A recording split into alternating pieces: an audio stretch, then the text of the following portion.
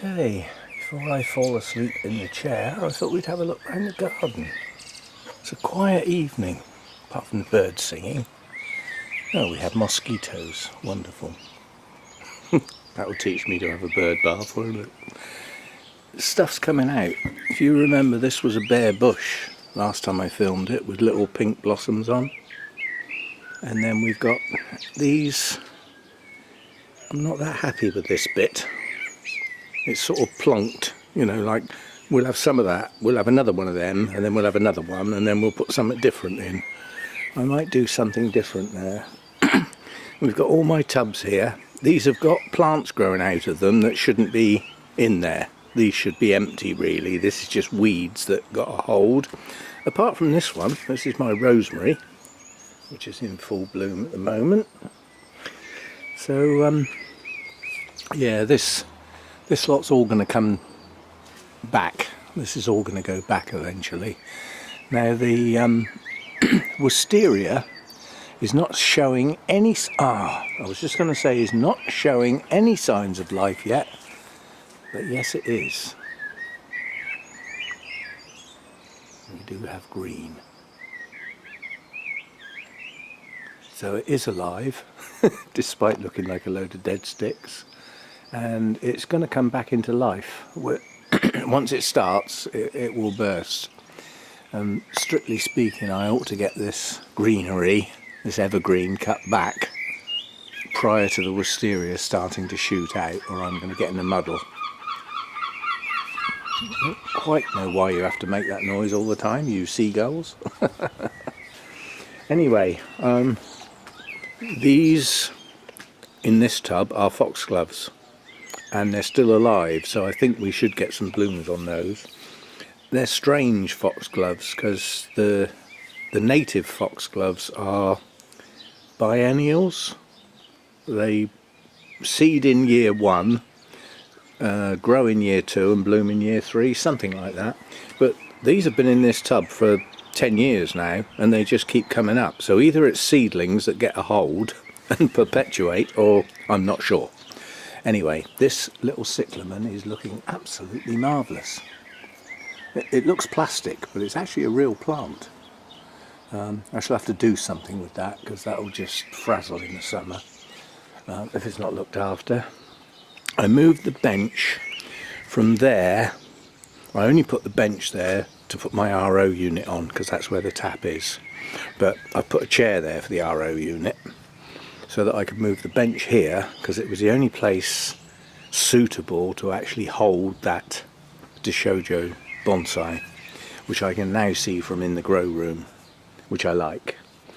Now, these frames here, this is not going to stay there, and this conifer needs to get out in the sunshine, so that's going to have to go out of the way. I just moved it there temporarily. The birds are using the bird bath, not as a bath, but they drink out of it all the time, so that's going well. This lot needs a good sort out. I'm going to pull out most of that ivy. We've got dandelions in here, which have now seeded, so they'll be all over the place for the next 10 years. That looks like a rose that's coming on, so that's come up through there. But I want this ivy out the way to see what's in there, basically, and give me somewhere to possibly to plant a few things. This is my hardy orchid, which is not doing... Oh, I was just going to say it's not doing anything. It is. That's the first leaf to show. This should start to grow soon. This was the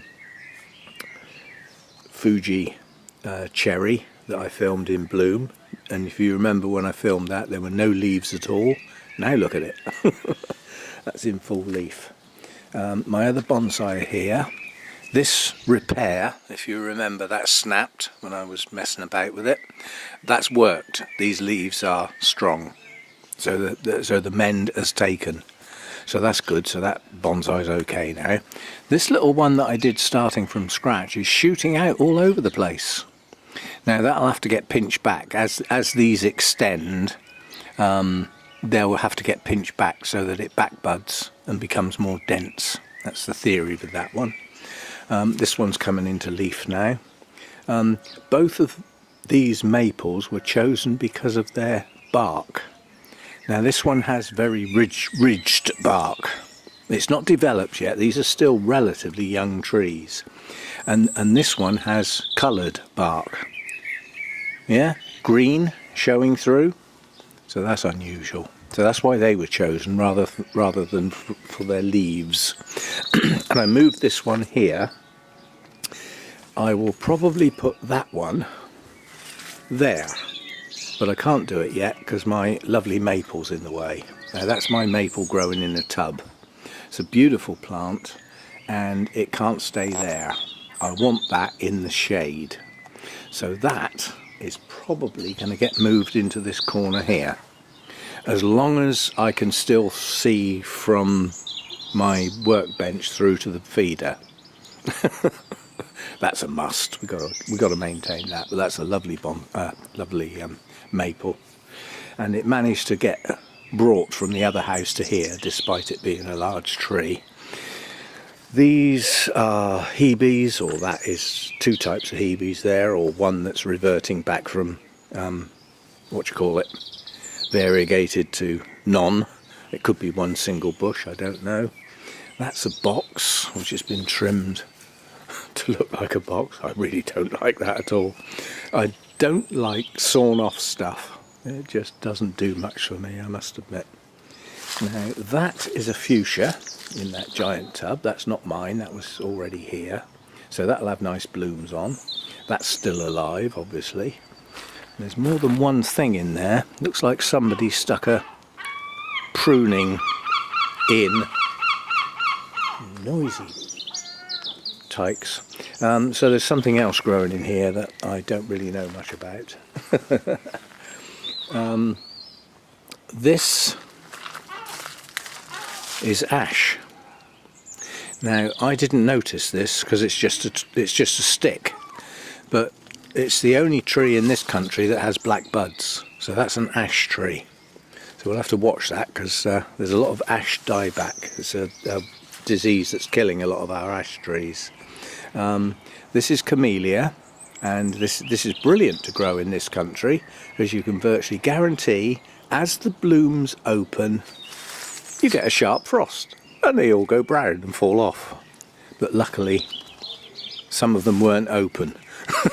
So we're still going to get some nice blooms. Nice white camellia, that one, evergreen. Spiky bush, that'll have to be kept under control. And as me saying about the wisteria not showing any signs of life, well that one is. Look at those buds. And quite honestly, those look like blooms to me. Those don't look like leaves. So maybe we're going to have some early wisteria blooms. That'll be fantastic. That'll be good. This I'm going to have to go careful with. I'm going to have to poke my head inside very carefully. I want to cut this right down. This is just a laurel. It's nothing special. And it's bulky, it's big, it's ridiculous. And look at it. It's going to be another 2 foot bigger soon. So I want that cut right back. The problem is, I've got a horrible feeling that my pair of blackbirds are nesting in there quietly. The female may actually be sitting on some eggs now. Who knows? And then up here we've got another one which I can do without. And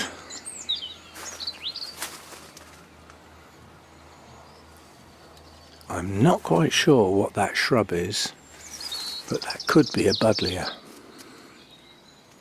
And there again it might not be. We'll have to wait and see. But again, the wisteria up here it's entangled all over the place. Now the bamboo I'm just going to keep as is, apart from bits that stick up like that. They'll get trimmed off with my extra long weapon that I bought. This is going to get put in the shed because I really don't like looking at that, and the amount of times I would use it to dry washing is minimal, quite honestly. So my other two bonsai that are down here is my hawthorn. that needs putting somewhere where it doesn't get so much sun, because it doesn't do it any good. My pine can take as much sun as it can get, and this is probably going to get repotted. It should be. We wired some of this last year to get some shape into it. I didn't wire the top, I left it. But the candles are not quite pushing yet, so coming soon. And then tucked away in there is a maple, which I've only recently noticed because it's just come into leaf. Now when I start pruning, I will cut away everything around that that's not maple, leaving the maple, so that it becomes more of a feature. It's just tangled up with other stuff at the moment. This monstrosity here is going to come down. I've got the tools to get at these high bits, you know. I mean, I don't have to get right up to the top. I cut them down here. So that's going to come down, so that it'll become a better shape. If you look very carefully through that hedge,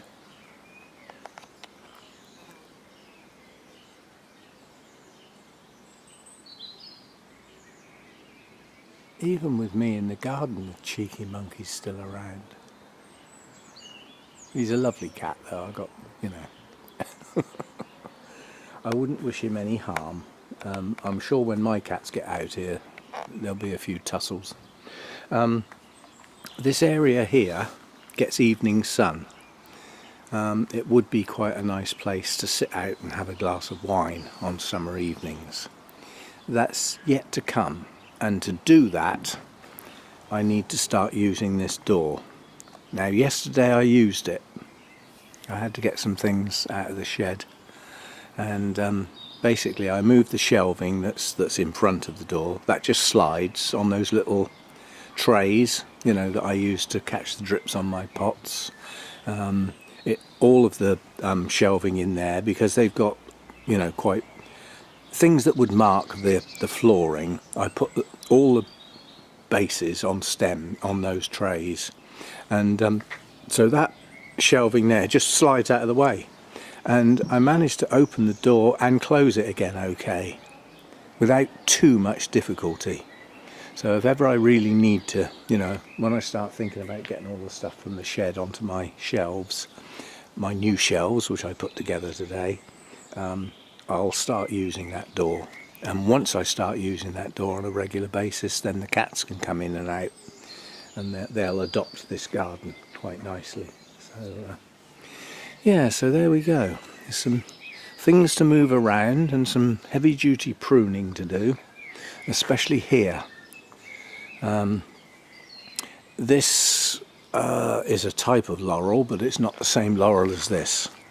And it looks to me like it's about to come into flower, so we'll allow it to do that, and then we'll take it back to the fence and reduce it. It's starting to shoot out already. If I cut that back to the boundary, it's going to shoot out and it'll thicken up, you know, which as far as the birds are concerned makes a better nesting place, because at the moment it's too open. Yeah, the birds are not going to nest in that. It's too much openness.